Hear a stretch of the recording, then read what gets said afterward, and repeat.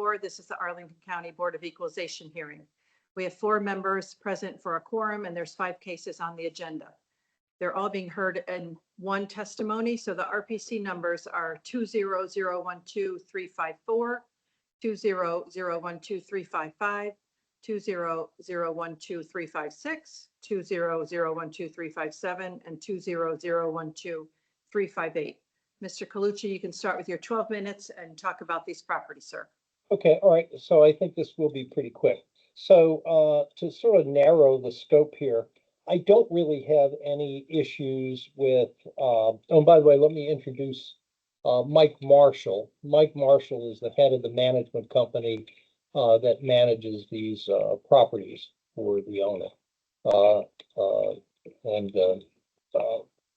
Mike is also a CPA, so he understands the numbers. But in any event, I don't really quarrel much with Lori's numbers. They're sort of in the ballpark for what they ought to be in terms of income and expenses and the like. What I do quarrel with is the cap rate. And you know, I filed an appeal on this property probably for the last 3 or 4 years, which Lori probably knows and she's probably tired of. But this is was built in like 72, 73. So it's an old building. This is Class C space at best. I don't know whether any of you members have been by the space, but you know, it's retail with, there's lower floors, retail with very, very poor exposure, and the upper floors are pretty much office also. And it's in a mixed use building. This is a condominium building which was converted to condominium in the I think the early 80s. There was about 20,000 square feet of retail space in the condominium, and there's 322 residential units in the condominium above the first 2 floors that are commercial uses. The department sort of somehow, and this defies all logic, takes the position that somehow because this is a condominium, it shares the revered position of having a higher cap rate, which is totally illogical. First of all, if we owned a 15,000 square foot building, we could do anything we want, rent to any tenant we want at any time without the interference of the condominium association. Over the years, we've had tenants we have lost because of the what I call the antics of the residential condominium association. As an example, we actually leased this space. There's a speech therapist that is leasing space on the lower level of the building. And so we signed a lease, and we gave the speech therapist a tenant allowance, and they're supposed to do all of the tenant improvements. So we do that, and then all this is supposed to take about 4 months. It ended up taking close to, I think it was more like 9 or 10 months, because the condominium association had to approve. We needed some, in order to comply with ADA, we needed to make some improvements to bathroom. Lo and behold, it's the bathroom and the common elements of the condominium.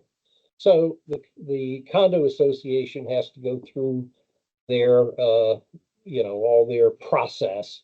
And we end up, of course, we paid for all the improvements, but nonetheless, it just delayed the whole process months and months and months. And we sort of suffer that problem with every single new tenant that we get, because they, you know, they have to make sure that it doesn't affect the other building systems and whatnot. So I don't know why this building or these units would have a more favorable cap rate when they have fewer rights than if we owned a 15,000 square foot office building, I could do whatever the hell I want, whenever I want to do it. So it makes no sense. So what I did is I said, okay, let's look at the guidelines. Okay, so I took the guidelines, and they are page 58. If you're looking at the presentation or the package for RPC ending in 358, if you look at page 58 of the guidelines, okay, it shows that the cap rate for general commercial properties, okay, so it says general commercial properties is 7.3. Okay, then you look at the cap rate for small office buildings. Okay, and it says 1967 through 1975. Well, this building was built, I believe, in 1972 or 1973. So that would be a 9.30 cap rate. What I did is I took a 9.3 and a 7.3. I added them together and divided by 2. Because there are some commercial uses there and there are some office uses. We probably have about an equal share of office and commercial uses. So if you take those cap rates, and then you add them together and divide by 2, and then if you look at this would be page 65 on your package.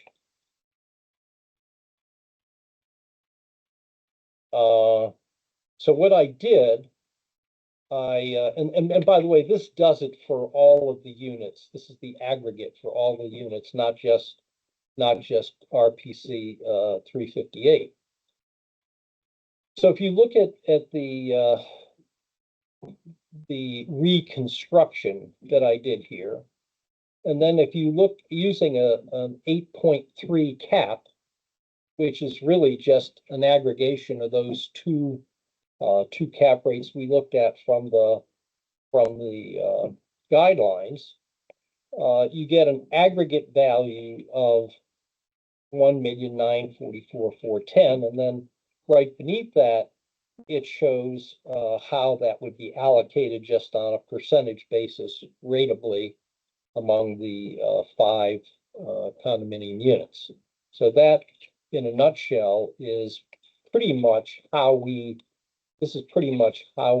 differ with the county. And again, in reality, by the way, I took the county guidelines. In reality, the cap rates in the real world, in this economy, and with all of the issues with office properties, in the real world, cap rates are in the mid-teens.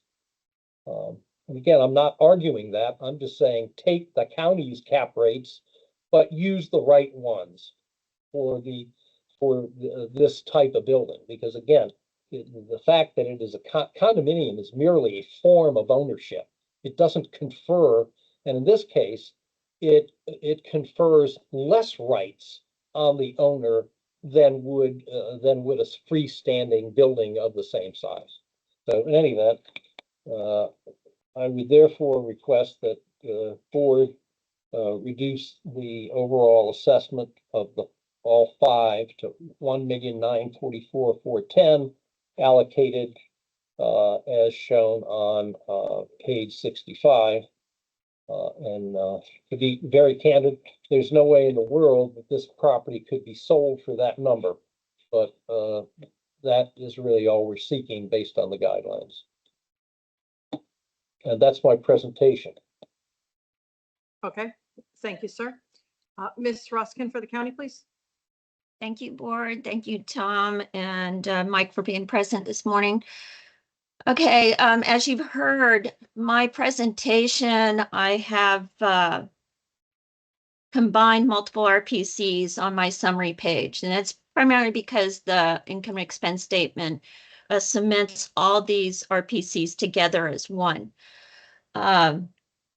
So first, I wanted to let you know that I went through the process when I'm reviewing these cases, and I looked at, okay, let's take a look at the rent roll. And if you had looked at the rent roll analysis that I presented, yes, it looks a little crazy with all the colors, but I was trying to align units with tenants and everything, and I did my best that I could to match everyone up. And I came up with an average price per square foot. And because of the vacancy, let's put it this way, the vacancy that this particular owner is reporting is a little higher than what the stabilized vacancy that I used, okay? And so for the rent, I discounted it 1 month based on a 12-year lease, or 12-month lease, 12-month lease. And so that's how I came up with the rent, okay? However, I wanted to let you know that this owner doesn't own all of the commercial units in this project, okay? So in my summary comments, I stated that there are 9 commercial units totaling 22,233 square feet. And so overall, the vacancy, when you look at the entire project, the overall vacancy is actually 11.7%. So when you look at that with the stabilized vacancy that I used, we used 12%, okay? So we felt that it was in line. However, in this particular case, this entity owns a good portion of the units, and they specifically are experiencing a little bit higher vacancy, and that is why I discounted the rent. Okay.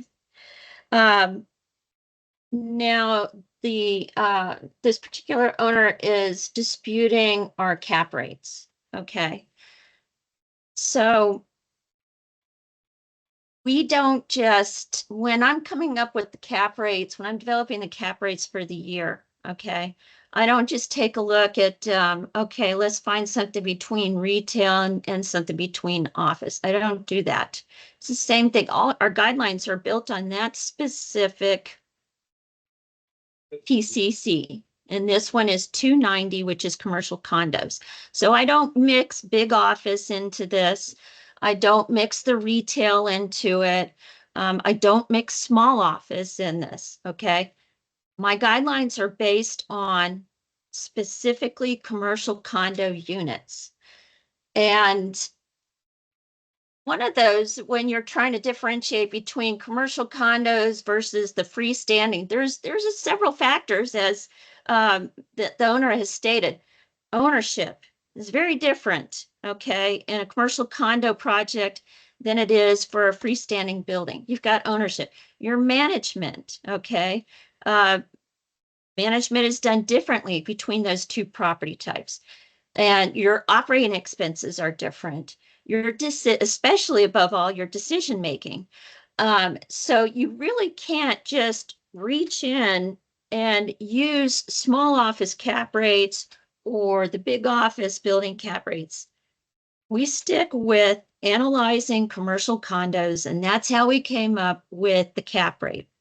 Now, in the past year, the commercial condos that have sold, those were primarily owner occupied and not an owner investment.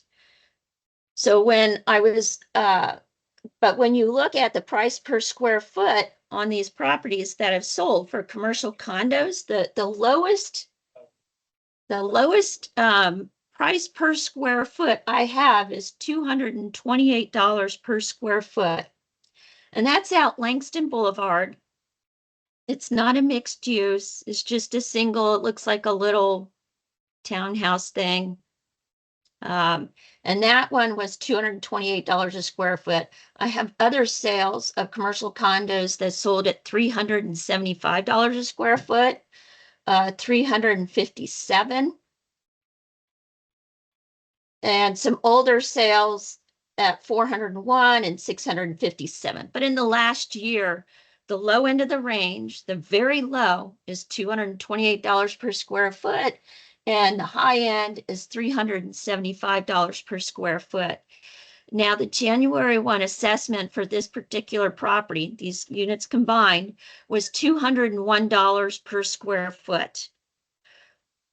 With my revision, where I reduced the rent, taking a look at it, giving reduction in the rent due to their vacancy. However, they did rent up a couple of the units, okay? So they're not experiencing the 25% as stated in the write-up or in their presentation. In 2023, they actually filled in several units. So right now, with the reduction, it comes out to $182 per square foot. I'm sorry, with the revision, it comes out to $182 a square foot. That's low. That's very low. Okay. And like I said, compared to all the sales that have occurred in the last year, the lowest at $282 a square foot. And to try and find, let's see, one, let's go with, I think it was the Phoenix. I think the Phoenix and the Bromptons, those two sales, and Trafalgar, those price per square foot ranged from $345 a square feet, that's the Phoenix, up to $657 a square foot. Of course, those are older sales, okay? But I just want to reiterate that our cap rate, we don't mix between PCCs when it's being developed. We're looking at that particular property type when we're developing all the guidelines for that. I'm open for questions. Thank you. Okay, thank you both. Questions from board members? Mr. Metzger. I have a question for the appellant. These 5 units, are they the retail spaces in the first floor or the second floor terrace level spaces, or is it a combination? I think it's a mixture. Mike, do you want to answer that? I think it's a mixture. Hang on, let me pull it up.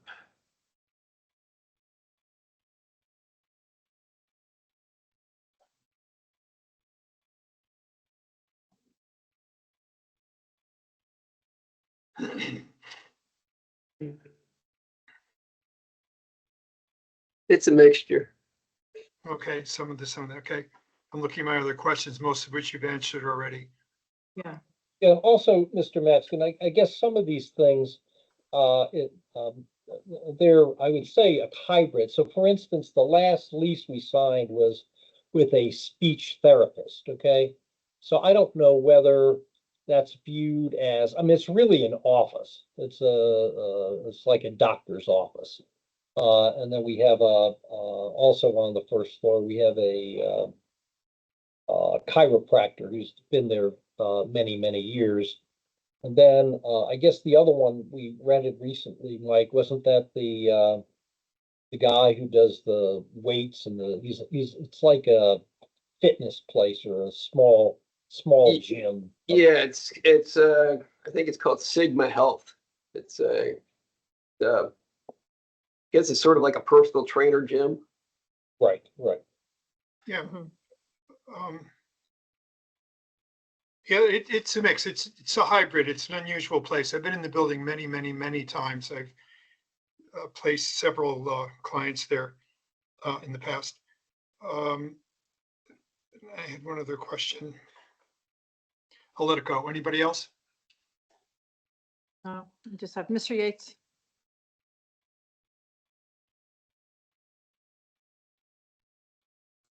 Lori, you mentioned some of the other comps, the more recent ones. And what were the age of those The buildings? age?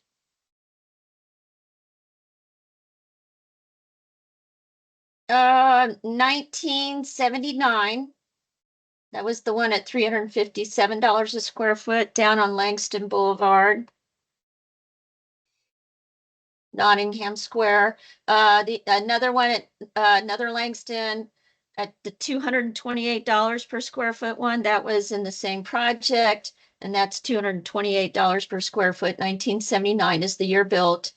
The other one is the medical office at the year built is 1983 with the $375 per square foot. And then the last one for last year is another doctor's office, 1981. No, yes, 1981 is the year built, and that one was the $239 per square foot.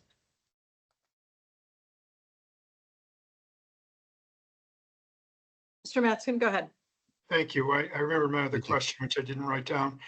For the appellant, did I understand you correctly saying that there's no separate condo association for the 9 commercial units? They're all just subject to the residential association? That is correct. It's a single, and that is perhaps one of the distinguishing factors. If you look at a lot of these other condominiums, okay, for instance, a lot of the medical office condominiums, and I set up a lot of those medical office condominiums, all they are is medical office space. So there's sort of a commonality of management when you have all medical office condominiums. The other thing you see on those medical office condominium sales is they tend to be higher because what happens is the doctor is buying, he's not only buying the real estate, but he is buying it for the strategic location of that particular building because he's operating a medical practice out of that space. So you'll find on medical office, people, an individual doctor will tend to pay a lot more just because it's conveniently located to a hospital or to other doctors where there's some sort of a synergy in terms of referral of patients. So those sales tend to be a lot higher because they're really individual users. I would also add that most commercial office buildings won't take medical people. Doctors have a limited amount of places to go, to buy, to rent, whatever. We can get into that some other time, but they have limited choices, so they probably are ending up paying more than they would otherwise because the competition is less. I think that's also correct. Yeah. Okay, other questions? Okay, Ms. Ruskin, if you take a minute to wrap up. Sure. With a couple of these sales, the Phoenix, the Bromptons, and Trafalgar, they're older. They're a much higher per square foot rate, and those are mixed use buildings. Okay. You've also got dentists in there, and you have some physical therapists in there. Okay. So it's a combination of doctors and retails and office. As was just being discussed earlier. Yes, the sales that have sold in the past year, the Nottingham Square, the 2 medical centers. Nottingham Square is more of a retail office. It's similar uses like the current subject, okay? But once again, the lowest price per square foot for those sales was $228 per square foot, and the high end was $375 per square foot. And the subject, using the revision, comes out to 182. It's 182 square feet. It's right next, it's really close to Ballston, very close. No, Time it's is not up. on the Strip, but it's very close to Ballston. Thank you. Okay, thank you. And Mr. Colucci, if you take a minute to wrap up, sir. Well, as I said, I think there still is a distinction. I think we have less rights than more rights based on the condominium documents, which are pretty dated. And then, as I think some of the sales, like the Phoenix, I think the Phoenix, if it's the building I'm thinking of, that's the one that's near the post office in Clarendon. And that's a fairly new building. That building is probably 12 or 15 years old. Our building is 50. So it's a huge difference. And it's much better located. It's literally probably half or a block or so from a metro. So I don't know. I don't even know if that's a very good comp, but it's much newer. In any event, I would request that you, grant our request for the reduction. All right, thank you both. So it's just among the board members. And I mean, obviously we'll have a general conversation, but then eventually have to vote separately on each of the separate RPC numbers. So where's everybody on this? Go ahead, Mr. Askin. Let me make some thoughts on this. The biggest thing for me, I agree with the appellant, that these commercial properties are subject to residential condominium association rules and procedures and maybe lack of concern because the commercial elements are such a minor part of the overall project. The other places we're talking about have associations, but they're dedicated to the commercial owners and users and tenants exclusively. Second, Nottingham Square, for instance, and I've forgotten the name, the first one that Lori mentioned on Langston Boulevard, it's at Greenbrier Street. They're townhouses, they're condominiums. In back of it are residential townhouses, but there's several in front, which were her lowest price per square foot comps. You pull right up, you walk in. It's a different architectural experience than going into a big parking lot of Hyde Park and of Tower Villas and figuring it out. On the other hand, those first floor spaces are exclusive, walk in from the street if you wish. The second floor spaces are segregated from the residential portion of the second floor of that building. And in fact, have quite a nice little park literally dedicated to those several condo units.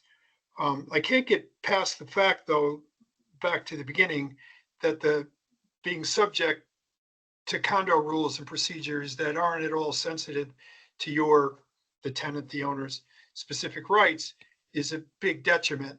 Also, of course, as I already mentioned, both sets, both first and second floors, are really not particularly well visible to anything other than maybe Henderson Street. Not even the parking lot. I used to years back get lost in the parking lot and couldn't figure out how to get into anywhere. I just can't imagine, to sum up, SUM, that this cap rate is just too low. I mean, this reflects a really nice building with lots of activity and visibility, and it's sharp and has fitness rooms and all kinds of amenities, none of which these have. And so I understand it's a condo, and the department has segregated condos from rental commercial places, but I still don't see why 6.3 makes sense. So I just went to the cap rates and just bumped it up to general commercial properties to 7.3 cap rate. I haven't done any math, but I'm just throwing it out for you, because 6.3, this kind of, and it really is a Class C building, just is intuitively and objectively just too low. That's what I have. Okay, I'm going to just jump in here, and then Mr. Yates, you can follow me. I agree with a lot of what you were saying, and I kind of was thinking the same way.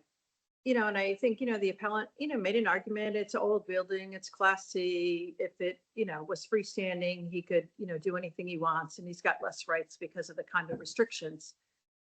But that being said, the rents reflect that. As opposed to if you were looking at a freestanding, commercial unit, yeah, they could do other things, but they also would be getting higher rents and whatnot. When I look at, what the county did, frankly, when then you go to kind of do the tests and you do the price per square footage, at 201 on the original assessment, it's significantly lower than the 228 to 375, which is the range. And then to go in and do a revision, and it gets it down to $102 or $182 a square foot.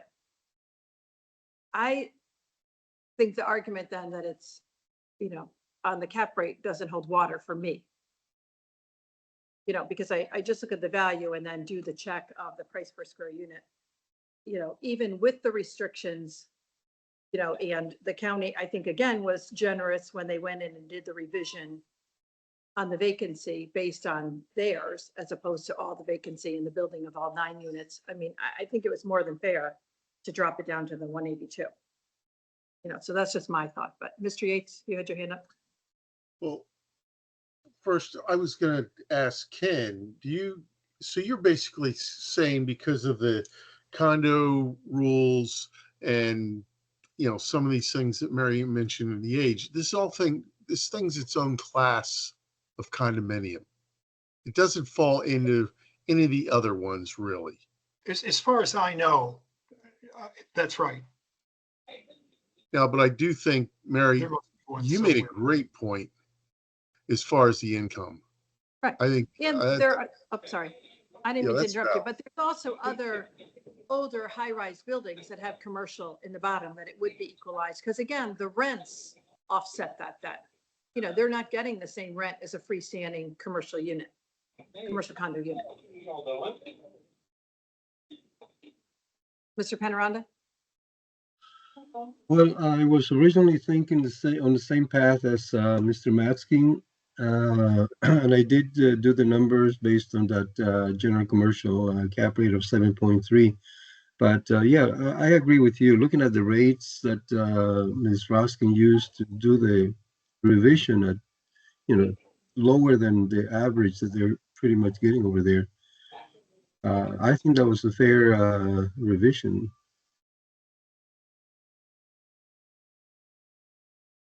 All right, anything different, Mr. Metzgen? No, I liked your argument about the rental rates reflect the situation at hand.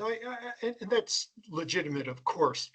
I'm having a tough time getting over capping a property like this at almost the most favorable, what we used to call landmark buildings, I think years back, what DREA called it, building. It just can't make any sense to me. Otherwise, I mean, if we only went by income, better buildings had higher rates, poorer buildings had lower rates, then we wouldn't have cap rates. It would all just be the income and vis-a-vis, of course, the expenses. So I think there's another adjustment, namely the cap rate that needs to be made. And remember, I didn't go to the 8.3, which the appellant described as being probably still too low in his judgment, but was trying to be fair and reasonable. And I just went to the 7.3 general commercial because it is kind of general commercial. There's retail oriented stuff on the second floor, office oriented stuff on the first floor. It's a mix match. I wouldn't change cap rates for strictly retail and office like we do in many office buildings, of course, routinely, a normal rental office buildings. I can't get over that this is such a favorable cap rate. That's otherwise I buy everything you guys said. Do you have a number for what you just put the 7.3? I didn't run it. I just thought of it. Sure. I mean, I just divide, one number by another. Easy stuff. Yeah. Total operating expenses. I have the numbers that I did at 7.3, if you would like to. Yeah, sure, of course. I mean, I was about to do it. You got it already. Well, I have the numbers based on each individual RPC. Like for this one that we just heard, 358, 7.3 would come to 592,800, rounding it. RPC 357 would come down to 156,900. RPC 356 would come down to 129,700. RPC 355 would be 949,200. And RPC 354 would be 745,300.